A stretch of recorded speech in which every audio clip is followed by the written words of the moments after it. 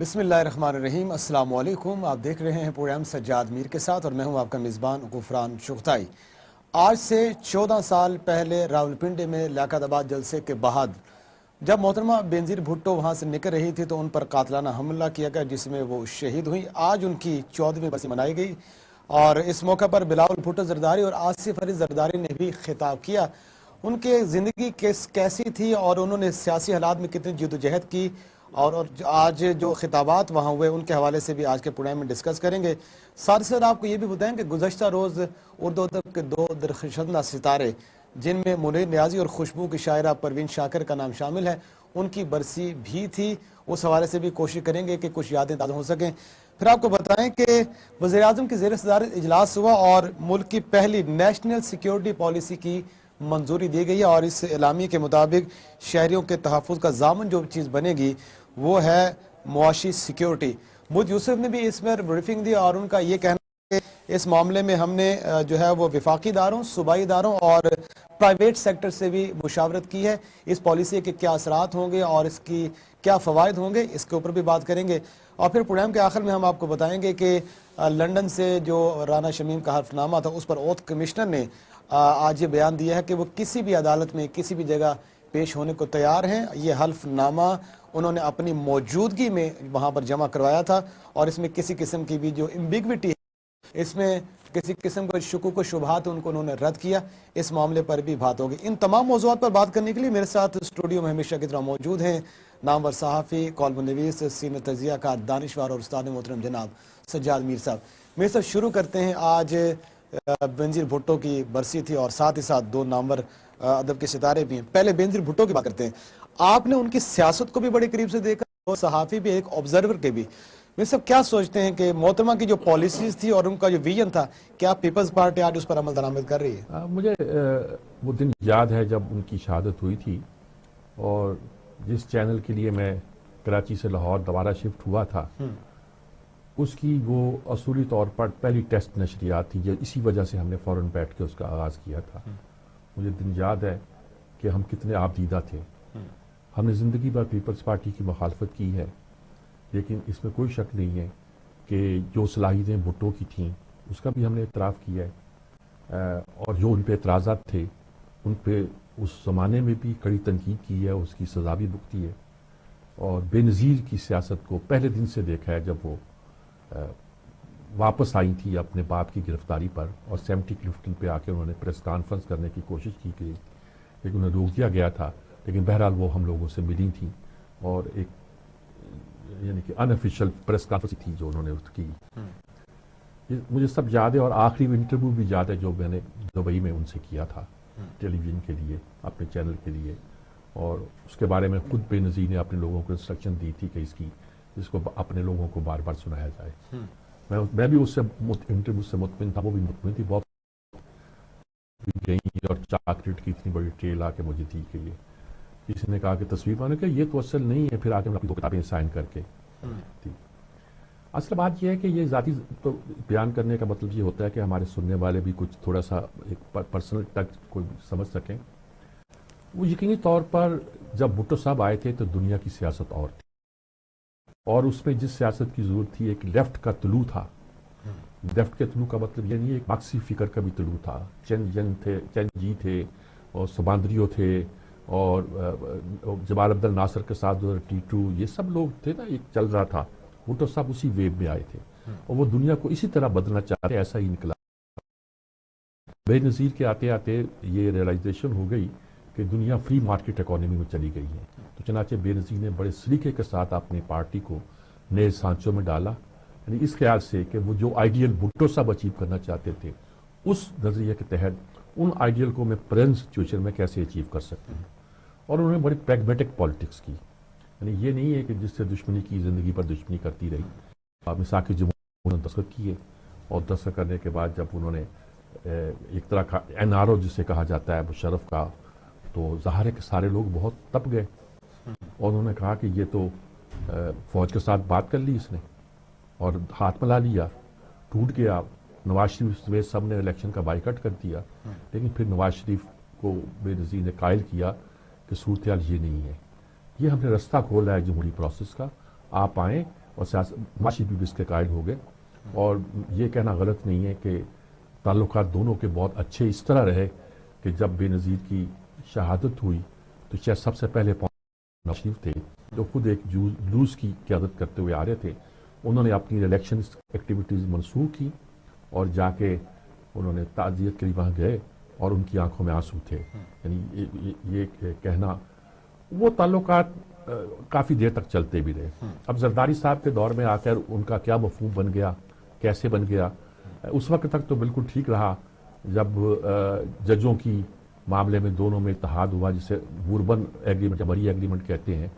لیکن اس کے بعد جب زرداری صاحب نے 1 مہینے کے اندر یہ کہا کہ معاہدے کوئی حدیث نہیں ہوتے, قرآن و حدیث نہیں ہوتے, پھر اعتماد کا رشتہ بھی اس کے بعد سے رولر کوسٹر پہ چل رہا ہے. لیکن اس میں کوئی شک نہیں ہے کہ بے نظیر جو تھی وہ دنیا کی سیاست کو سمجھتے بھی تھی. وضاحت کی وجہ سے جب کارگل کا منصوبہ ان کے سامنے کسی نے پیش کیا ہوگا تو انہوں نے کہا یہ تو مجھے اقتدار سے ہٹانے کی سازش ہے, اور بعد میں دیکھا کہ کارگل ہی سے نواز شریف گئے بعد میں. اچھا میر صاحب, بینظیر نے شاید اس لیگیسی کو کیری کرنے کی کوشش کی جو جناب بھٹو صاحب کی تھی. بھٹو صاحب کی تھی. کیا آپ سمجھتے ہیں کہ آج کے دور میں جو پیپلز پارٹی ہے وہ اسی لیگیسی کو کیری کر رہی ہے اور انہی نظریات کے اوپر حامل ہے یا مفادات کی سیاست میں پڑ گئی؟ سر ظاہر ہے کہ جی پارٹیاں بدلتی رہتی ہیں. اب پارٹی کے اپنے پرانے کارکن بھی ان سے مطمئن نہیں ہیں اور ہم کوشش کریں گے کسی ایک آدھ ایسے پرانے تجزیہ کار سے بات بھی ہو سکے ہماری. ہمارے یہاں افتخار صاحب آتے ہیں, وہ تو اس تاسیسی اجلاس میں موجود ہیں جب پیپل پارٹی میں جہاں اس کی بنیاد رکھی گئی. طالب علم کے طور پر وہ اس میں شامل تھے اور ہیو دا ینگسٹ پارٹیسپینٹ ہوں گے. اور بہت سے لوگ ہیں وہ پریزیڈنٹ کی عادت سے مطمئن نہیں ہیں. میں نے ایسے لوگوں کو بھی دیکھا ہے جو بھٹو کو اپنا پولیٹیکل مینٹر کہتے ہیں. مثلا آفتاب گل صاحب لندن چلے گئے, جلاوطنی نہیں کاٹی, اور ہمارے ساتھ ان کے جب واپس آئے تو ایک اچھا رابطہ قائم ہوا, ڈسکس ہوتا تھا, اور وہ اس بات پہ حیران ہوتے تھے کہ لیفٹ کے علاوہ بھی کوئی دنیا کا ہو سکتا ہے. بھٹو کو اپنا مینٹر کہتے تھے لیکن پریزیڈنٹ پارٹی کی پریزیڈنٹ کی عادت سے مطمئن نہیں تھے کہ یہ کہاں پھنس گئے ہم. تو ایسے بہت سے لوگ موجود ہیں. میرے خیال میں تاریخ تو اس کا فیصلہ جو بھی کرے گی. پارٹی کے لوگوں کو, کارکنوں کو, بھٹو کو چاہنے والوں کو یا بے نظیر کے فالوورز کو خود فیصلہ کرنا پڑے گا کہ وہ کیا چاہتے ہیں, کیسے چاہتے ہیں. اور پارٹی کئی چیزوں میں اب بھی کچھ باتوں پہ چلتی ہے اور قائم رہتی ہے, اصولوں پہ فالو کرتی ہے. نتائج اس کے تباہ کن بھی ہوں یا کچھ بھی ہوں, لیکن وہ چلنے کی کوشش کرتی ہے. میر صاحب آج گڑھی خدا بخش میں آصف زرداری کی طبیعت ناساز ہے, لیکن سرپرائزلی طور پر وہ آئے بھی. انہوں نے جو مختصر خطاب کیا انہوں نے نعرہ وہی لگایا ہے, شاید وہ اپنی پارٹی کی جو مقبولیت ہے اس کو دوبارہ سے بڑھانا چاہتے ہیں. انہوں نے کہا جی کہ پاکستان ایک امیر ملک ہے اور غریبوں کی تقدیر بدلنے کا یہ وقت آ چکا ہے. یہی نعرہ بھٹو بھی لگاتے تھے, روٹی کپڑا اور مکان کا. شاید اسی طبقے کو دوبارہ ایڈریس کرنا چاہتے ہیں زرداری صاحب. نہیں تو وہ تو ظاہر ہے کہ وہ تو نعرہ پارٹی سے نہیں کبھی گیا. وہ ہمیشہ کہتے ہیں کہ ہم تو عام طبقے کا فائدہ, وہ نوکریاں دے دیتے ہیں 5,000 6,000. اسٹیل مل مثلا, اسٹیل مل ڈوب جاتی, لوگوں کو نوکریاں مل جاتی ہیں. پی آئی میں یہ ہوتا ہے. یہ اسٹائل ایم کیو ایم کا بھی ہے, پیپلز پارٹی کا بھی ہے, کچھ پارٹیوں کا رہا ہے. تنخواہ ان کے دور میں ہمیشہ بڑھتی ہے سر. ہمیشہ نہیں بڑھتی. انہوں نے ایک بار اتنی مہنگائی ہو گئی تھی پچھلی بار, تنخواہ بڑھانی پڑی. بھٹو صاحب کے زمانے میں چونکہ ڈالر کی قیمت جو تھی 4.25 4.5 سے یا شاید 4.25 تھا, اسے کم کر کے 11 روپے کر دی گئی تھی. تو میر صاحب مزید بات کرتے ہیں. ہمارے ساتھ سینئر صحافی ہیں, اینکر پرسن بھی ہیں, تجزیہ کار بھی ہیں, دانشور بھی ہیں, جناب مجاہد بریلوی صاحب. مجاہد سے بات کرتے ہیں. ان کی ہمدردیاں بالکل پیپلز پارٹی کے ساتھ رہی, اس انقلابی پارٹی کے ساتھ رہی ہیں جس کا آغاز بھٹو سے ہوا اور بینظیر تک آتے آتے وہ ایک رنگ اختیار کر چکی تھی. اب میں نہیں جانتا کہ صورتحال کیا ہے. بے لاکھ تجزیہ نگار ان سے پوچھتے ہیں کیا رائے. السلام علیکم مجاہد بریلوی صاحب. صاحب یہ جو آپ نے ان لوگوں کو اجازت دے دی ہے کہ جو چاہے لائق لگا لیں, سینئر صحافی, دانشور, اور یہ جو جس طرح وہ ہمارے یہاں آج کل چلے اس میں کچھ ہمیں آسانی ہو جاتی ہے کہ ہمارے دوست دانشور بھی ہیں, یوں سمجھ لیجیے, تجزیہ نگار بھی ہیں, یہ دوست نوازی میں تو اثر ہوا ہے. تو کیا کہیں گے, آج بے نظیر کی برسی ہے, کیسا محسوس کر رہے ہیں آپ, کیا کہنا چاہیں گے اس موقع پر, پارٹی کے حوالے سے بھی, اس جدوجہد کے حوالے سے بھی؟ کہ ایک ہمارے آپ کے دوست رحمان ملک صاحب کی ایک کتاب آئی ہے کوئی 13 سال بعد, اور اس کتاب میں خیر وہ میں گفتگو ہوئی पास आता रहे हैं, मलिक साहब ने कहा मैं किताब भिजवाता हूँ। और मलिक साहब बाकायदा, ये पहली बार मैंने तो सुना है, अगर आप मुझे तस्दीक करते हैं कि जनाब ये अकोड़ा खटक के कमरे नंबर 96 में साजिश तैयार हुई और जनाब ये उसको अब्दुर्रहमान नामी वो आदमी ने ये करा और तमाम मुलजमान पकड़े गए और ये सब कुछ उन्होंने बड़ी बड़ी तहरीर से बताया। और मुझे याद ये आ रहा है कि अगर आपको याद हो, इससे पहले एक यूएन का जो पीपल्स पार्टी के दौर में यूएन ने एक कमीशन बनाया 2 रुकनी, उसमें एक चिल्ली के बड़े ह्यूमन राइट एक्टिविस्ट थे और एक स्कॉटलैंड यार्ड के थे। और वो दोनों जब पाकिस्तान आए तो उस वक्त पीपल्स पार्टी गवर्नमेंट ने उनको दावत दी। ठीक है। और उस वक्त जब उन्हें दावत दी गई तो वो कहते हैं कि हमने सबसे पहले वज़ीर दाखिला रहमान मलिक से मुलाकात की। तो रहमान मलिक साहब ने एक गराज में से एक रिपोर्ट निकाली और कहा जी आपको ज्यादा कुछ काम नहीं करना पड़ेगा, मैंने ये पूरी आपको मैं मलिक साहब क्या करते हैं उन दोनों को कह रहे हैं जो एक चिल्ली का बहुत बड़े इंटेलेक्चुअल और वो आलंदे के जमाने के थे जो बड़े वो उनकी गवर्नमेंट के और स्कॉटलैंड के, ये रिपोर्ट तैयार कर ली, आपको कुछ करने की जरूरत नहीं, और ये रिपोर्ट दे दी और साथ ही उनको कुछ तहाइज भी दिए। तो पहले तो उन दोनों बड़े हैरान रह गए, तो उन्होंने कहा देखें आपको शरीय इल्म नहीं कि हम यूएन से हमारा ताल्लुक है और हम गिफ्ट तो कबूल ही नहीं करते। और फिर उन्होंने सरसरी से करके मलिक साहब से ये पूछा कि हमें ये बताया कि जब आपकी कायद पर हमला हुआ तो उस वक्त आप अस्पताल क्यों नहीं गए जो सब गाड़ियों में पीछे बैठे थे मरकजी कायद, आप जरदारी हाउस वापस क्या गए? इसका यकीन कोई जवाब नहीं था। मकसद ये कि इस पर सैकड़ों किताबें लिखी जा चुकी हैं। आज ये पीपल्स पार्टी जिम्मेदार उसका कातिल सदर मुशर्रफ को नजर आती है। मुझे अच्छी तरह याद है मीसा, मैं उस वक्त 2000 जब ये इलेक्शन हो रहा था 2007 का ही, उस वक्त लंदन में था और हमारे आपके वाजिद शमसुल हसन और बशीर रियाज साहब बैठे हुए थे और अचानक बेनजीर भुट्टो जो है वो उसके अबू धाबी गई और फिर एनआरओ हुआ और फिर बेनजीर साहब को आई, उनको बाकायदा कॉन्स्टिट्यूशन राय ने भी अपनी किताब में दिखाया कि सिक्योरिटी दी गई, लेकिन बेनजीर ये समझती थी कि उनके साथ जब पहला हमला हुआ जिसमें मैं जुलूस में शामिल था उसका बेट्रेल हुआ और उन्होंने मुशर्रफ को एक खत भी लिखा जिसमें चौधरी परवेज लाई और उनका नाम दिया। ये सब पस मंजर मैं इसलिए बता रहा हूँ कि पीपल्स पार्टी ने अपने 5-7 खुद मलिक साहब के कहने के मुताबिक वो तमाम मुल्ज़मान पकड़े गए, मारे गए या हो गए। और आज भी उनसे ये सवाल होता है कि जब आपके 5 साल दौर में नहीं हुआ फिर भी आप कहते हैं कि उनके जो शहीद मोहतरमा बेनजीर भुट्टो के कातिल नहीं पकड़े गए। और ये आज की बात नहीं है मीसा, आपको तो हिस्ट्री पता है, महात्मा गांधी का कातिल नहीं पता चला, वो कातिल नहीं था, लियाकत अली खान का नहीं था, इवन कैनेडी का नहीं था। तो एक तो ये है कि उनकी जो शहादत थी उसने पाकिस्तान की सियासत का रुख बदल दिया। मैं भुट्टो साहब से लेकर बेनजीर तक एक तो मैं उस तरह नहीं था, मैं नेशनल पार्टी वली खां वालों के साथ ज्यादा करीब था क्योंकि पीपल्स पार्टी में जो भुट्टो साहब की सोच थी, खैर वो जो हमारे यहाँ रिवायत है कि जब कोई दुनिया में शहादत हो जाए या मौजूद ना हो तो उसके बारे में गुफ्तगू नहीं हो सकती। लेकिन ये पीपल्स पार्टी अब भुट्टो साहब की नहीं है, पीपल्स पार्टी जरदारी साहब की पार्टी है। और ये बात सबों ने तस्लीम भी कर ली है, इवन उनके साहिबजादों ने तस्लीम कर ली है कि ये भुट्टो की पार्टी नहीं है। और जब भुट्टो और मैं कहता हूँ पार्टी नहीं है और जरदारी साहब की पार्टी नहीं है तो उसके पीछे एक तारीख है, अमीर साहब आप अच्छी तरह जानते हैं। इनका ये कहना है कि हर आदमी की एक कीमत है जनाब, और उन्होंने करके भी दिखाया और वो करने में कामयाब भी हुए। वो भुट्टो और बेनजीर वहां तक या बेनजीर भुट्टो साहब से लेकर शहीद बेनजीर भुट्टो तक ये नहीं था कि वो हर आदमी की कहती नहीं कीमत है। उन्होंने अपने बड़े बड़े कजन थे, चाहे मुबश्शिर हसन हो, पीरजादा हो, मुमताज भुट्टो हो, जदोई हो, उनको निकाला पार्टी इख्तिलाफ पर, वो कन्वर्ट करती थी इवन अपने हस्बैंड के की पॉलिसी से। तो बस मैं ये क्या कहूँगी सर। ठीक बात है, आप ठीक कह रहे हैं, बिल्कुल ठीक कह रहे हैं। मेरा ख्याल में आपने इस अहम मौके पर इतनी मुख्तसर लफ्जों में इतनी बातें कह दी हैं कि मजीद में सवाल करने की कोई जरूरत महसूस नहीं करता। आपने ये भी बता दिया कि प्रेजेंट पार्टी कैसी है, आपने ये भी बता दिया कि भुट्टो से लेकर बेनजीर तक एक लेगेसी थी, वो लेगेसी बिल्कुल अलग थी।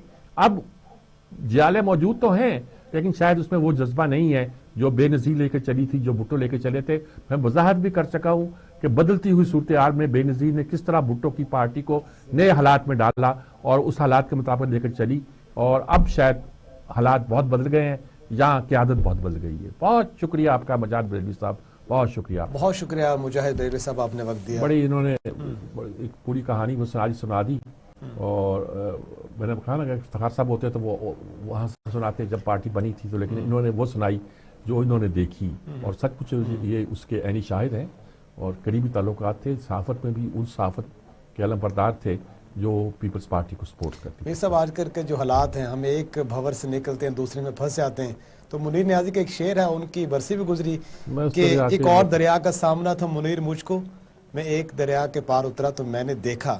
اور پھر خوشبو کی شاعرہ ہیں پروین شاکر، کو بکو پھیل گئی بات شناسائی کی، اس نے خوشبو کی طرح میری پذیرائی کی۔ میر صاحب، آپ نے دونوں شخصیات کو قریب سے دیکھا، آپ کے ذاتی مراسم بھی رہے ہیں، جی میں کوئی منی کچھ یادداشتوں میں سے ہمیں بھی نہیں یادداشتیں تو نہیں میں کہوں گا، لیکن کچھ حوالے میں ضرور کہوں گا کہ کچھ حوالہ جات جن کے منی زندگی سے نیازی تو کیونکہ ساہیوال سے ان کا تعلق ہے اور ابتدائی آغاز انہوں نے ساہیوال سے کیا ہے، اور اس قداور شخصیت کے درمیان وہ ابھر کے آیا ہے جس کا نام مجید امجد تھا۔ تو منی نیازی کی حیثیت ہمارے لیے تو ایک بڑے بھائی کی سی تھی۔ صحیح، جب وہ آتے تھے، لاہور شفٹ ہو چکے تھے لیکن 2 مہینے آ کے رہتے تھے، ان کے بڑے بھائی وہیں تھے، زمین نیازی صاحب، جن کو ہم زمین بھائی کہتے تھے لیکن منی نیازی کو ہم خان صاحب کہتے تھے۔ اور یہ بہت ایک ان کا مجھے وہ سارا 2 مہینے پھر مہینہ تقریباً روز ہی ان کے ساتھ گھومنا پھرنا، ٹہل لگانا، اور شام کو ان کو کسی ایسی جگہ پہ چھوڑ دینا جہاں وہ جانا چاہتے ہوں گے۔ جب بھی کراچی آتے، لاہور آیا ہوں تو انہوں نے کہا کہ تم چلا کاٹ کے آیا ساہیوال میں، وہ ان کا ایک خاص ریفرنس تھا، اب تجھے لاہور میں بڑے بڑے بھیڑیوں سے مقابلہ کرنا ہے۔ تو وہ اس طرح کا ان کا سٹائل تھا، اور اس وقت وہ مثال پبلیکیشن شروع کر چکے تھے، تو میں ہفتے میں 2 بار تو جاتا ہی تھا۔ منی نیازی ایک بے پناہ صلاحیتوں کے شاعر تھے۔ انہوں نے جو ایک رومانٹک اپروچ ہوتی ہے اس کا کانسیپٹ ہی چینج کر دیا تھا، یعنی کہ ان کی شاعری میں جو ایک دنیا آباد ہوتی ہے، خوبصورت دنیا ہے، وہ بالکل الگ چیز ہے۔ رہ گیا پروین شاکر کا معاملہ، تو میں زیادہ بات اس لیے نہیں کرتا کہ ہم آپ کسی کو رائے لیں۔ پروین شاکر کا سد بر کا فلیپ سب سے پہلا میں نے لکھا ہوا ہے، صحیح، اور خوشبو پر بھی سب سے پہلا مضمون میری اس سے بہت دوستی تھی، اتنی دوستی تھی کہ سب کو معلوم تھا کہ بہت دوست ہیں۔ اس وقت کراچی میں شعراء کی بہت ایک نئی کھیپ تھی، جمال ثانی سے لے کر ثروت حسین اور پورا ایک فاطمہ حسن اور یہ سب لوگ جو تھے اس میں شامل تھے، شاہدہ حسن اور انور سن رائے، یہ سب۔ اس میں پروین شاکر ذرا الگ سے ہٹ کے آئی تھی، میرا ان سب لوگوں سے بہت دوستی تھی، یہ جتنے نام لے، احمد جاوید تک، یہ جو اب ہمارے بہت دینی مفکر اور اسکالر ہیں، سب لوگوں کے ساتھ، بلکہ میرا تعلق ان سے ایک بڑے بھائی کا سا تھا، اور ایک ٹولہ تھا جو چلتا تھا، سلیم احمد تھے، کمر پروین ان سے الگ تھی، لیکن ان کے ساتھ انٹیگریٹ بھی ہوئی، اور پھر وہ اپنی آواز کے زور پر اس نے ایک دنیا کو، اور میں نے اس کا انالیسس بھی کیا کہ اس کی وجہ کیا ہے، کیوں یہ آواز ایکسیپٹیبل ہوئی ہے، اس سے کیا مشکل ہے، دونوں چیزوں میں کیا ہے۔ اسی میں میرا ایک فکرہ تھا کہ لڑکی سے عورت بننا اتنا مشکل ہے کہ میں نے بڑے بڑے مردوں کو عورت بنتے دیکھا ہے۔ اچھا، لوگوں نے اس کو طنز سمجھا کسی کے خلاف، میں نے طنز کوئی نہیں کی تھی، لیکن یہ حقیقت ہے کہ جب تک ہم اس فنامنے کو انڈرسٹینڈ نہیں کرتے، کہ پہلا میں نے اس خوشبو کا لکھتے ہوئے پہلا فقرہ یہ لکھا تھا کہ سلیم احمد نے کہا ہے کہ عورت کی طرح شاعری بھی پورا آدمی مانگتی ہے۔ میں نے کہا جس سے یہ پتہ نہیں چلتا کہ اگر جو شاعر خود عورت ہو تو وہ کس چیز کا تقاضا کرتی ہے، یہ سوال ہی پیدا ہوتا ہے۔ شاعری کی طرح یہ کہا کہ شاعری بھی پورا آدمی مانگتی ہے، عورت کی طرح شادی مانگتی ہے۔ صحیح سے میں نے کہا شاعر اگر خود عورت ہو تو کیا جواب ہوگا؟ اس پہ ایک پوری تنقید کا باب کا آغاز ہوا۔ سلیم احمد صاحب بھی اس پہ بڑے مطلب بڑی بحثیں میری ہوئی ان سے اس مسئلے پر۔ تو ہمارے لیے تو یہ ادب کا زندہ مسئلہ رہے ہیں دونوں لوگ بھی، اور ذاتی رابطوں سے بہت قریبی تعلقات بھی رہے ہیں ان کے ساتھ۔ یہ سب کوشش کرتے ہیں کہ کسی پہ سے بات ہو سکے، لیکن ابھی وقت ایک بریک کا، مزید بات کریں گے ایک بریک کے بعد، ہمارے ساتھ رہے گا۔ پروگرام سجاد میر کے ساتھ میں ایک بار پھر خوش آمدید۔ میر صاحب، ہم نے بات کی ہے کہ نیشنل سیکیورٹی کے حوالے سے پالیسی منظور کی گئی ہے، اور وزیر اعظم نے اجلاس بھی کیا، اور یہ کہا گیا کہ شہریوں کا معاشی تحفظ جو ہے وہ اس کا بنیادی عنصر ہوگا۔ اب بات یہ ہے کہ حکومت کوشش تو کر رہی ہے ہاتھ پاؤں مارنے کی، اور یہ کوشش کر رہی ہے کہ جناب کسی طرح شہریوں کو ریلیف دیا جائے۔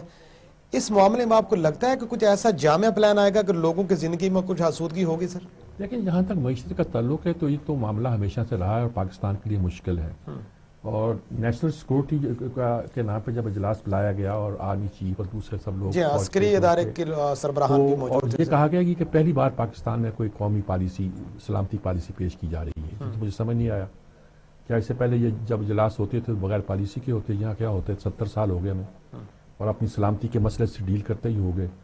اب وہ کہتے ہیں شاید انہوں نے ری ڈیفائن کر دیا کہ اصل ایشو جو ہے اکنامک ہے. یہ سب کہتے ہیں کہ ہماری سیاست میں جو اب کرنی ہے, ہماری خارجہ پالیسی, ہر چیز کا تعلق جو ہے ہماری معیشت سے ہونا چاہیے, جڑا ہوا ہونا چاہیے. اور یہ بھی کہتے ہیں کہ مساق مشرق کی بات بھی ہوتی رہی ہے, مساق پاکستان کی بات بھی ہوتی رہی ہے.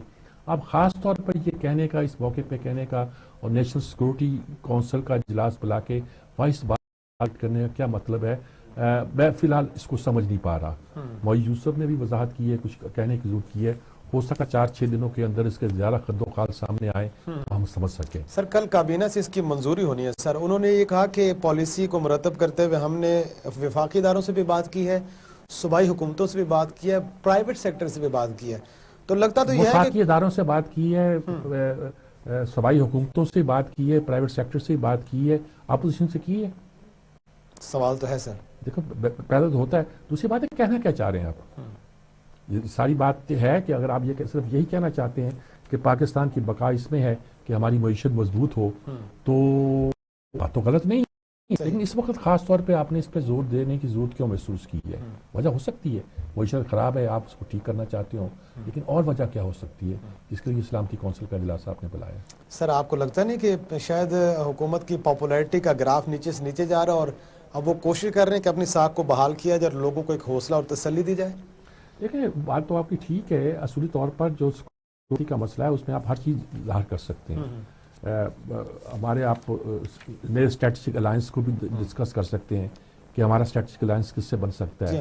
اس میں سر افغان صورتحال کے اوپر بھی پیش رفت ہوئی, اس پر بھی گفتگو کی گئی اسی اجلاس کے اندر بھی. تو اس کا مطلب ہے کہ وہ قومی پالیسی کیا کیسے ہو گئی نا, خاص طور پہ اس پر تعلق اس وقت افغان ایشو ہے, آپ اس پر ڈسکس کر رہے ہیں. ہر بار جب نیشنل سیکورٹی کونسل کا اجلاس ہوتا ہے اس میں ریلیونٹ سچویشن ہوتی ہے, ڈسکس ہوتی ہے. آپ اس پہ کیا کر رہے ہیں؟ آپ کیوں اس پہ زور دے رہے ہیں؟ اور سب کو آپ نے کہا کہ آن بورڈ ہیں, سب ہیں, سب کو لوگ اس پہ اختلاف کیا ہوگا کسی کو, لیکن آپ نے اس پہ خاص طور پہ کیا نئی بات کی ہے جس کا تعلق جو ہے ہمارے نیشنل سیکورٹی کونسل سے ہوگا؟ یہ میں ابھی تلاش میں ہوں. میں سر وہ اعلامیے کے مطابق تو یہ لگتا ہے جس میں بڑا زور ڈالنے کی کوشش بھی کی گئی کہ معاشی تحفظ ہی شہریوں کے تحفظ کا ضامن ہوگا. اس پہ مزید بات کرتے ہیں. ہمارے ساتھ موجود ہیں بریگیڈیئر ریٹائر غضنفر صاحب, تجزیہ کار ہیں. وہ کس طرح سمجھ پائیں سر اس کو لائن پہ؟ السلام علیکم بریگیڈیئر صاحب. جناب پہلے تو آپ کو مبارکباد, بہت بڑی ذمہ داری سے آپ سے دوش ہوئے ہیں ماشاءاللہ. کل بہت بہت شکریہ آپ بیٹے کی شادی ماشاءاللہ سے اسے, اور ہم نے فوراً ہی پکڑ لیا آپ کو. ابھی آپ مصروف ہوں گے ویسے تو. وہ نیشنل سیکورٹی پالیسی کا آج کچھ ذکر ہوا ہے, اس کل کابینہ میں پیش ہونی ہے. ہمارے آرمی چیف بھی تھے, ISI کے چیف بھی تھے, سب لوگ تھے. اس پہ کہا گیا ہے کہ جی معاشی سیکورٹی جو ہے وہ امپورٹنٹ ہے. بالکل درست بات ہے, لیکن یہ کہ خاص طور پر اس موقع پر اور نیشنل سیکورٹی کونسل کا اجلاس بلا کر اس بات کو اس طرح زور دے کے کہنے کی ضرورت کیوں محسوس ہوئی, اور یہ کہنا کہ یہ پہلی بار کوئی پالیسی پیش ہو رہی ہے, تو کیسا لگا آپ کو؟ بہت بہت شکریہ سجاد صاحب. اصل میں پہلی بات تو یہ ہے کہ جہاں تک نیشنل سیکیورٹی پالیسی کا کتابوں کے حساب سے, پریکٹیکل کے حساب سے اور سیکیورٹی کانسیپٹ کے حساب سے تعلق ہے, تو کسی بھی ملک کے لیے, چاہے وہ غریب ہو, چاہے وہ امیر ہو, چاہے وہ ڈیولپڈ ہو, چاہے وہ ڈیولپنگ ہو, ان کے لیے نیشنل سیکیورٹی پالیسی ایک بنیادی ستون ہے. کیونکہ نیشنل سیکیورٹی پالیسی کا تعلق صرف دفاع سے نہیں ہوتا یا ملٹری نیول ایئر پاور سے نہیں ہوتا, بلکہ اس کا تعلق آپ کے انٹرنل میٹر سے اور وہ ایکسٹرنل چیزیں, وہ ایکسٹرنل میٹر, وہ ایکسٹرنل چیلنجز جو آپ کے انٹرنل اسٹیبلٹی کو, گورننس کو, لا اینڈ آرڈر کو افیکٹ کرتے ہیں, ان تمام چیز کا جائزہ لے کے اس کو تفویض کیا جاتا ہے. ابھی اسی کے اندر ایک ایلیمنٹ ہے اکنامک سیکیورٹی, کیونکہ آپ نے جو اپنے اداروں کو چلانا ہے, یا آپ نے جو اپنے معیشت کو چلانا ہے, یا آپ نے اپنے تمام دفاع کے حساب سے جو انٹرنل دیا, ایکسٹرنل دیا, کہ انٹرنل اگر پولیس کی ضرورت ہے, لا اینڈ آرڈر گورننس کے لیے رینجر کی ضرورت ہے, FC کی ضرورت ہے, تو آپ کو دفاع کے سرحدوں کے اوپر فوج کی ضرورت ہے. ان کو رن کرنا ہے تو آپ نے پیسہ چاہیے, وہ پیسہ جنریٹ کرنا ہے تو آپ کے ادارے چلنے چاہیے, آپ کا پبلک سیکٹر چلنا چاہیے. جب آپ کا پبلک سیکٹر چلے گا اور مختلف گورنمنٹ اونڈ ادارے چلیں گے, پرائیویٹ پبلک پارٹنرشپ چلے گی, تو اس کے ذریعے اکنامک جو ہے وہ اپنا ڈیولپمنٹ آئے گی. وہ ہے इकोनॉमी जो आम आदमी को मुतासर करती है।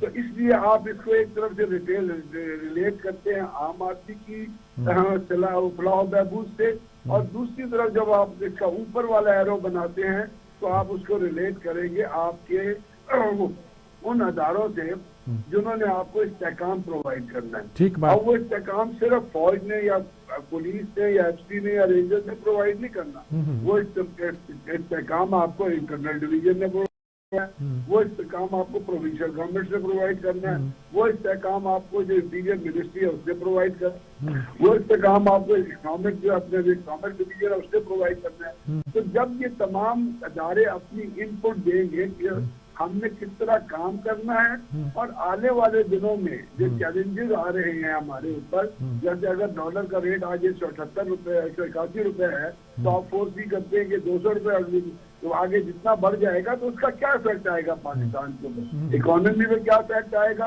आपकी परचेजिंग पावर पे क्या इफेक्ट आएगा, आपके इंटरनल डेट पे क्या इफेक्ट आएगा, आपके टर्नओवर डेट पे क्या इफेक्ट आएगा। ये तमाम चीजें विजनरी और वो लोग कर सकते हैं जो मुस्तकबिल के अंदर झांकते हों, जो मुस्तकबिल पे नजर रखते हैं। जैसे साहब आपको पता है कि अमेरिकन जो है वो हर साल अपना सिक्योरिटी रिव्यू जो है NSSR इशू करते हैं, ठीक है, और उसमें वो हर उस चीज का जायजा लेते हैं जो उनके मुल्क के अंदर या इनके मुल्क के बाहर। एक दफा याद है अगर आपको कि सियालकोट लेबर का प्रॉब्लम उठा था, ठीक, वो अमेरिकन ने अपने सिक्योरिटी रिव्यू में आइडेंटिफाई किया हुआ था। तो ये चीजें तमाम ऐसी हैं जो मैं ये कहता हूँ कि नेशनल सिक्योरिटी पॉलिसी बुनियादी तौर पे एक बेसिक स्टोन है, एक इमारत को बनाने के लिए एक बुनियादी जरूरत है। हमारे यहाँ दुख की बात यह है कि आज तक एक डिफेंस पॉलिसी इशू हुई थी जो मोइन कुरैशी साहब के जमाने में इशू हुई थी। उसके बाद जब आप वॉर ऑन टेरर केस में गए तो फिर आर्मी ने अपनी सिक्योरिटी पॉलिसी बनाई जिसका ताल्लुक जो था उन खतरात को जो एजेंसीज में और बाकी जगहों पे उनसे निपटना था, लेकिन उन्होंने उसको विजनरी इस तरह रखा तो उन्होंने सोचा कि जब उन इलाकों में आप ऑपरेशन करके दहशतगर्दों को खत्म करेंगे तो वो ultimately they will shift to the urban area, software जगह पे आ जाएंगे। तो उसको सपोर्ट ही किया गया कि जब वो होगा तो हम इंटेलिजेंस बेस्ड ऑपरेशन करेंगे, इंटेलिजेंस बेस्ड ऑपरेशन करेंगे, वो स्पेसिफिक टारगेट पे होंगे। तो आपने देखा उसमें कितनी कामयाबी आपको मिली। तो यही मैं मिसाल दे सकता हूँ जिसके जरिए आप ये समझ सकते हैं कि पॉलिसी बनाना और पॉलिसी पे इम्प्लीमेंट करना कितना जरूरी है। ठीक बात। खाली पॉलिसी बना देना ही कोई आंसर नहीं है। आपको सोचना यह है कि क्या हमारी आने वाले हुकूमतें, अगर आज PTI या कल कोई और हुकूमत है, क्या वो इसको सीरियसली कंसिडर करेगी या ये सोचेगी कि ये जो PTI बना के गई थी तो हम तो इस पे अमल नहीं करते, क्योंकि हमारे यहाँ ये बड़ा ड्रॉबैक रहा है। इसलिए वो कहते हैं जी कि हमने चारों सूबाई हुकूमतों से पूछा, वफाक से मशवरा किया, उससे किया, उससे किया, अपोजिशन से मशवरा करने की बात ही कोई नहीं है कि उनसे भी हमने पूछा है कि नहीं पूछा है। क्या कहना चाहते हैं? असल इसकी चीज की तो जरूरत नहीं थी कि पूछा है नहीं पूछा, क्योंकि एक चीजें जो आपको थ्योरी में पढ़ाई जाती हैं उसमें ये तमाम चीजें उसके अंदर मौजूद होती है। अब अगर मुझे ये लगता है कि इसमें आप पॉलिटिकल एक चीज को एक्सप्लेन करने की कोशिश कर रहे हैं क्योंकि सिंध में पीपल्स पार्टी की हुकूमत है तो वो ये इंप्रेशन देना चाहते हैं कि जी वो भी ऑन बोर्ड है, हमने उनसे भी पूछ लिया, लेकिन मेरी नजर में ये जो सेक्टर है सुपर फ्लोस है।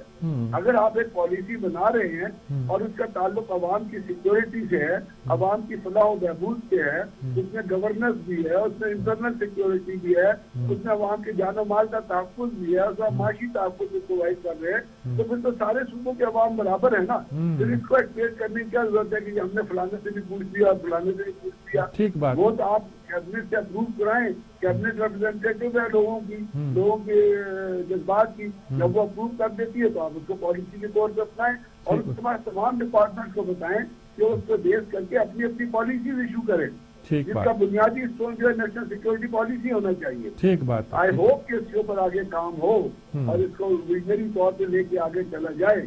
अगर इस तरह किया गया तो तब ये फायदेमंद होगी। अगर आप इसमें पेपर बना के कागज का बंडल बना के फेंक दिया तो फिर इससे पहले भी पाकिस्तान में आपको पता ही है, मुझसे ज्यादा आप जानते हैं कि कितने सारे प्लान बने और उसके बाद उनको इम्प्लीमेंट न किया गया तो उनके कितने नेगेटिव रिजल्ट बरामद हुए। ठीक बात है। नेशनल एक्शन प्लान की तरह नेशनल सिक्योरिटी पॉलिसी भी ऐसे ही नहीं बना दी और भूल जाए, मेरे ख्याल में बिल्कुल दुरुस्त कहा आपने। बड़ी साहब बहुत शुक्रिया आपका जी। بڑے انہوں نے ایڈوکیٹ غضنفر صاحب انہوں آپ نے نے وقت دیا۔ بڑے یعنی کہ جیسے بھی ان کا ایک سٹائل ہے، بڑے وہ کنسائز طریقے کے ساتھ انہوں نے بڑی تفصیل کے ساتھ ایک ایک چیز کو الگ الگ کر کے بیان کیا ہے، اور بڑی بات واضح ہو جاتی ہے کہ ہم اس کی ضرورت کیا تھی، اور وہ یہی کہ عمل کریں تو بات ہے۔ لیکن مجھے نہیں سمجھ آ رہی کہ انہوں نے خاص طور پر کیا اس پہ ہوم ورک کیا ہوا، لمبا چوڑا کیا ہوا تو اچھی بات ہے، سر اس کی پھر انہیں مساق معیشت کرنا پڑے گا۔ سر اس کی بات تو شہباز شریف نے بہت پہلے کی تھی کہ اس کے لیے ہم تیار ہیں۔ ہاں۔ اب دیکھتے یہ ہیں کہ اگر اس کے کل کابینہ میں منظوری کے لیے پیش ہوگا، اس کی تمام ڈیٹیلز بھی آئیں گے، اس پہ مزید بات بھی ہم کرتے رہیں گے۔ سر اگلا موضوع ان کا میں جو آتھ کمشنر ہے جس نے رانا شمیم کا حلف نامہ درج کیا ہے، ان کا ایک تازہ ترین بیان سامنے آیا ہے کہ جناب کہ کسی بھی عدالت میں مجھے بلائیں گے، میں آنے کے لیے تیار ہوں، اور انہوں نے یہ کہا کہ جب رانا شمیم نے حلف نامہ جمع کروایا وہ اکیلے تھے، اور انہوں نے اپنے سامنے میرے سامنے اس پر دستخط بھی کیے، اور اس کی گواہی کے لیے میں تیار ہوں۔ دوسری طرف جو لوگ ہیں، میڈیا رپورٹس کا حوالہ دیا فواد چودھری نے، اور انہوں نے یہ کہا جناب کہ یہ جو نواز شریف کے سامنے اس کو نوٹ ڈاؤن کروایا گیا، ساری چیزیں ہوئیں، جس سے یہ ثابت ہوتا ہے یہ تو ایک پورا مافیا ہے جو ایک پلاننگ کے تحت چلتا ہے۔ حکومت کچھ اور موقف رکھتی ہے، اور اوتھ کمشنر جو اس میں قانونی طور پر جواب دینے کے ہیں، ان کا موقف کچھ اور ہے۔ حلف دیا ہے اس نے، اور جس نے بیانات تو آتے ہیں جی کہ یہ تو ہمارے سامنے لیا گیا ہے اور ہمارے دیا گیا اور میں اس کو اون کرتا ہوں۔ اب اس کو چھوڑ دیجئے کہ نواز شریف کے کہنے پہ دیا یا کس کے کہنے پہ دیا، وہ دوسرا بحث ہے۔ بحث تو یہ ہے کہ جو انہوں نے حلف دیا ہے اس پر آپ بات کر لیں۔ ہاں آپ اس سے پوچھ سکتے ہیں 3 سال کیوں خاموش رہے، اب کیا ضرورت محسوس ہوئی؟ ہو سکتا ہے وہ کہے کہ میری بیوی نے کہا تھا، جیسے وہ کہتا ہے میری بیوی نے کہا تھا کہ یہ بات یعنی تاریخ کے سپرد کر کے جانا، میرے آپ کے ضمیر پر بوجھ ہے، اس کو بتا کے جانا، اور وہ کہہ سکتا ہے جی میں نے نہیں کہا تھا پہلے اتنی دیر، وہ صاف کہتا ہے کہ جب وہ تھے اس وقت کوئی یہ بات کر سکتا تھا، کہہ سکتا تھا۔ اب میں اگر وہ کہہ رہے ہیں یہ سوال تو بعد میں آپ طے کیجئے گا، جو کہہ رہے ہیں دوسرے آدمی کو بلا کے تو کنفرنٹ تو کرے۔ اگر نواز شریف نے بھی دلایا ہے تو قوم پہ آسان کیا کہ اصل صورتحال واضح کروا دی اس نے۔ مجھے اس سے کیس سے کوئی تعلق نہیں، سے نہ انہوں نے اس کیس کے لیے پیش کیا ہے۔ ان کو مصیبت یہ پڑی ہوئی ہے کہیں یہ ثابت نہ ہو جائے کہ نواز شریف کا کیس جو ہے وہ ایسے ارشد ملک وہ پیش کیوں نہیں کرتے، وہ اس کی قانونی ایک پرابلم ہوتی ہے۔ پیش کریں گے وہ کہیں گے ثبوت دو، وہ کہتے ہیں اب ہم تو یہ کہتے ہیں کہ آپ انکوائری کرو کہ یہ ہوا ہے، جب ہوگا تو اس انکوائری کی بیس پہ ہم کہیں گے چلو آگے چلو۔ سر مزید بات کرتے ہیں، ہمارے ساتھ موجود ہیں کرنل ریٹائر سیف قریشی صاحب، وہ بڑے ساری معاملات کو جانتے بھی ہیں سر، معاملات کو بھی جانتے ہیں، سمجھتے ہیں کیا صورتحال ہے جی، ان سے بات کرتے ہیں۔ سر لائن پہ کرنل صاحب۔ جی السلام علیکم میر صاحب۔ کرنل صاحب وہ تو دیکھیے وہ جو اوتھ کمشنر کہتا ہے کہ آ کے میں حلفاً کہنے کو تیار ہوں، اور رانا شمیم کہتے ہیں کہ میں اسے اون کرتا ہوں۔ اب لیگل لڑائی ہو رہی ہے، وہ کہتے ہیں جی وہ تو نواز شریف کے سامنے حسن نواز کی موجودگی دفتر میں یہ ساری ہوا، اس قطع نظر اس تعلق ہے آپ لوگوں نے تو اس کو پیش ہی نہیں کیا ہوا کورٹ میں اس کام کے لیے۔ یہ جو مسئلہ پیش ہو گیا کہ اگر ثاقب نثار نے یہ کہا ہے تو وہ دودھ کا دودھ اور پانی کا پانی ہونا چاہیے، یہ تو ایک الگ قصہ ہے۔ آپ کا کیا موقف ہے اس بارے میں؟ جی صاحب میں عرض کرتا ہوں، انہوں نے جب سے ان کو پتہ چلا ہے کہ ایفیڈیوٹ جج صاحب نے دی ہے، پہلے یہ کہتے رہے کہ ایفیڈیوٹ کوئی نہیں، یہ عباسی صاحب جھوٹ بول رہے ہیں، پھر یہ اس پہ آگے کہ جی عباسی صاحب کا ورژن اور ہے ایفیڈیوٹ اور ہے، پھر اس پہ آگے کہ جی ایفیڈیوٹ تو ادھر ہے ہی نہیں، آ ہی نہیں سکتا، آنا ہی کوئی نہیں، جھوٹو جھوٹ۔ پھر جب خود وہ پیش ہو گئے، انہوں نے ریٹن اسٹیٹمنٹ دے دی، خود کھڑے ہو کے اس کو کنفرم کر دیا، اور جب ابھی ایفیڈیوٹ بھی پہنچ گیا تو باقی کیا بچ گیا؟ ٹھیک ہے، اس کے علاوہ بھی ایک نہیں، ابھی 3 جج صاحبان متواتر اپنے ایفیڈیوٹ اور اپنی اسٹیٹمنٹس اور اس چیز کو کنفرم کر چکے ہیں کہ یہ کیس سارے کا سارا ہی مینیپولیٹڈ تھا اور اس کے اندر کوئی جان نہیں۔ تو ایک چیز اور عرض کرنا چاہوں گا جی کہ میاں نواز شریف میں تو کوئی کرپشن، کوئی منی لانڈرنگ کی چارج شیٹ نہیں، 1 روپے کی، یہ صرف میڈیا کمپین چلائی گئی پچھلے 4-5 سال سے، اور میڈیا کمپین ہی آج تک چل رہی ہے، اور جب کچھ نہ ملا تو پھر ان کے بیٹے کی تنخواہ والا معاملہ ڈال دیا۔ اور ابھی پاکستان کا بچہ یہ جانتا ہے کہ ایکچوئل حقائق کیا ہے، اور میں یہ سمجھتا ہوں کہ یہ بہت جلد ان کو صورتحال اور سمجھ آ جائے گی، واضح ہو جائے گی۔ میاں نواز شریف تو انشاءاللہ تعالی اگلے چند ماہ میں ادھر پہنچے ہوں گے، اور باقی جو ان کی میرا خیال ہے کہ ان کو کوئی غلط فہمی ہے وہ کورٹ میں خود پیش ہو کے باقی غلط فہمی بھی دور کر دیں گے ان کی. آپ کا کیا خیال ہے یہ بھی آپ چلتے چلتے آپ سے پوچھتے جائیں کہ یہ بہت چل رہا ہے کہ میاں صاحب آ رہے ہیں واپس آ رہے ہیں اور پرائم منسٹر نے بھی کہہ دیا ان کو چوتھی بار وزیر اعظم بنانے کی کوششیں ہو رہی ہیں ان کی نااہلی ختم کی جائے گی فلاں. آپ کو کیا لگتا ہے کہ کوئی پروسیس پاسبل ہو سکتا ہے ایسا؟ یہ بالکل ایسے ہو سکتا ہے. میاں صاحب نے آنا ہی آنا ہے. میاں صاحب تو علاج کا اور جو ان کی صورتحال کی جانے سے پہلے وہ میڈیکل رپورٹ بڑی واضح تھی اور ان کی ابھی تک کوئی فیبریکیٹڈ رپورٹ نہیں تھی. تو گورنمنٹ کے اپنے لوگ کہہ تو انہوں نے آنا ہی آنا ہے. پاکستان میں کے بغیر کسی بھی قیمت پہ باہر رہنے کو تیار نہیں ہے. اور جب وہ آئیں گے تو پھر اس ملک میں جب لوگ سڑکوں پہ نکلیں گے اور اپنا حق مانگیں گے اور انصاف مانگیں گے اس صورتحال سے میرا خیال ہے کہ خوف آ رہا ہے ان کو. یہ کافی خائف ہیں اور جب خبر آئی کہ میاں صاحب آنے کی تیاری کر رہے ہیں تو پرائم منسٹر اور ان کے ٹیم کا اور ان کے رفقا کا جتنا کنفیوز ہو کے اس معاملے کے اوپر بیان بازی شروع کر دی ہے. وہ کہہ رہے تھے کہ وہ آ نہیں رہے, آ کیوں نہیں رہے, کیوں بھاگ گئے ہیں, وہ آنے لگے ہیں تو ان کو بارہ نہیں کھا رہا. انہوں نے پورا پروپیگنڈا شروع کر دیا ہر طرف سے کہ جی وہ آ ہی نہیں سکتے, وہ چوتھی طرف وزیر اعظم نہیں بن سکتے. ان پہ کرپشن کا کوئی چارج نہیں ہے بلکہ جو کورٹ کے 2 آرڈر ہیں ان میں لکھا ہوا کرپشن ثابت نہیں ہوئی, نیب فیل ہوگی. بجائے اس کے کہ حق کو حق بات نہیں کہیں گے خیالج کے بھی زیادہ ٹائم بچ نہیں رہا ان کے پاس. تو ان کو ابھی جو دیوار پہ لکھا ہے وہ فیس کرنا ہی پڑے گا. ان کو اپنا حساب کچھ تو یہ کرنا پڑے گا کہ کچھ ثاقب نثار کو بھی تو بہت سی باتوں کا جواب دینا ہے. تو یہ بھی دودھ کا دودھ اور پانی کا پانی نہ ہو جائے, کیا کوئی طریقہ ہے اس کا؟ جی بالکل ہو جائے گا. ثاقب نثار صاحب کو بلانا چاہیے. ثاقب نثار کتنی دیر آگے پیچھے چھپتے رہیں گے؟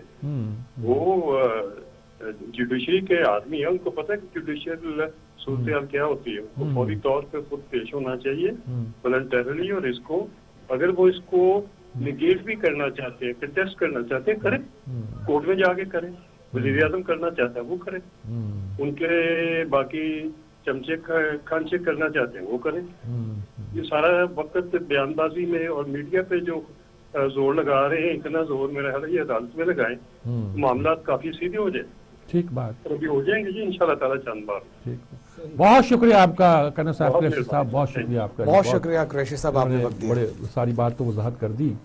اب اصل بات یہ ہے کہ ثاقب نثار کو قائمہ کمیٹی نے تو بلا لیا ہوا ہے, ان کو بھی ان کو بھی. کیا وہ آتے ہیں, ادارے انہیں آنے دیتے ہیں؟ اصل بہت ادارے ایٹ سٹیک بھی ہیں نا جی. تو مسئلہ نازک بن گیا ہے, لیکن اس سے کیا فرق پڑتا ہے؟ فرق پڑتا ہے کیس پہ پڑتا ہوگا کہ یہ نواز شریف کی موجودگی میں کیا ہے, لیکن اگر ایک آدمی اون کرتا ہے کہ میں نے یہ بیان دیا ہے اور یہ میرا بیان ہے. لیکن میر صاحب گزشتہ ہفتے کے آخری دنوں میں جس طرح کی تقاریر ہوئی ہیں, جس طرح کے بیانات ہیں, آپ کو لگتا ہے کوئی فضا بنائی جا رہی ہے شاید میاں نواز شریف کے ساتھ کچھ ایسی ایک ٹیبل پہ بیٹھ کے ان کے آنے کا راستہ ہموار کیا جائے؟ دیکھیں نا, ایک تو وہ کہتے ہیں فضا بنائی جا رہی ہے, فیلر بھی چھوڑا جا رہا ہوگا. ہو سکتا ہے ادارے چیک کرنا چاہتے ہوں کہ اس خبر کا کیا اثر پڑتا ہے یہاں. یہ بھی تو ہو سکتا ہے نا. ہو سکتا ہے کہ یہ ایک حقیقت ہو سکتا ہے کہ مسلم لیگ اس فضا کو پیدا کر رہی ہو, یہ بھی ممکن ہے. ہاں جی, لیکن اثر تو وزیر اعظم میں پڑا ہے. انہوں نے کابینہ میں بیٹھ کے کہا کہ چوتھی بار وزیر اعظم بنانے کی کوشش ہو رہی ہے. یہ قانونی مورلی ٹھیک بات نہیں ہے, اور یہ کہ ایک آدمی نے یہ کیا اور وہ وغیرہ وغیرہ جو ان کا ہوتا ہے, اس میں بھی ان کی باڈی لینگویج ہی بتاتی ہے کہ دبے ہوئے ہیں. تو اگر یہ حکمت عملی اختیار کی گئی ہے تو اس کے اثرات تو نظر آ رہے ہیں آپ. سر اتنی دوریاں کیوں پیدا ہو گئی ہیں ہر معاملات پہ؟ تو ہم نے دیکھا کہ مہنگائی کا ایک سمندر ہے, اور مشترکہ بیانیہ تھا ان کا. دوری تو یہ اس بات بھی ہے کہ آپ سیاست میں یہ نہیں کرتے, آپ نے احتساب کرنا ہے, احتساب کے اداروں کو انڈیپینڈنٹ کر دیں, انہیں کرنے دیں. نظر آتا ہے کہ آپ کہتے ہو کہ میں یہ چور ہے, کرپٹ ہے. یہ سب پشاور میں جس طرح سے بلدیاتی انتخابات ہوئے اور ان کے کلے کے اندر جو دراڑ پڑی ہے, اس سے تو لگتا ہے کہ عوام نے ایک دفعہ یہ سوچ لیا کہ شاید ان کو منتخب نہیں کرنا. ٹھیک سٹیپ نہیں لے رہے. انہوں نے سب سے پہلے تو اپنی منسٹروں پر الزام لگایا, اپنی پارٹی پر, پھر پارٹی توڑ دی, اور اس کی جگہ یعنی کہ وزیروں کو مقرر کرنے کا مطلب پہلے بھی کہہ چکا ہوں کہ گویا اب حکومت پارٹی چلائے گی. صحیح. اور جن لوگوں کا انتخاب کیا وہ بھی کوئی بیسٹ نہیں ہے کہ اس کام کے لیے، یعنی کہ وہ برے لوگ ہیں، اس کام کے لیے بیسٹ نہیں ہے، دوسروں کو آپ نے ناراض کر دیا۔ اور تیسری بات یہ ہے کہ یہ اگر خبریں پھیل رہی تھیں تو آپ نے کابینہ میٹنگ میں یہ بات کی اور اس کو اوپن بھی کر دیا۔ آپ کیا کرنا چاہ رہے ہیں؟ یہ نہ ملک کی بہتری کے لیے، نہ آپ کی بہتری کے لیے، نہ کسی اور کی بہتری کے لیے۔ ٹھیک ہے، میرے ساتھ دکھائی تو یہ دیتا ہے کہ حکومت شاید تھوڑا سا جو ہے وہ بیک فٹ پہ ہے اور وہ کوشش کر رہی ہے کہ عوام کو ریلیف دیا جائے۔ حالات کیسے بھی ہوں، کوشش یہ ہونی چاہیے کہ ملک میں آئین اور قانون کے مطابق تمام معاملات طے پائیں تاکہ عوام بھی خوش رہیں اور ہمارے قانونی معاملات بھی خوش اسلوبی سے طے پائیں۔ اسی کے ساتھ اپنے میزبان غفران شوختائی کو پروگرام سجاد میر کے ساتھ سے اجازت دیجیے۔ اللہ نگہبان۔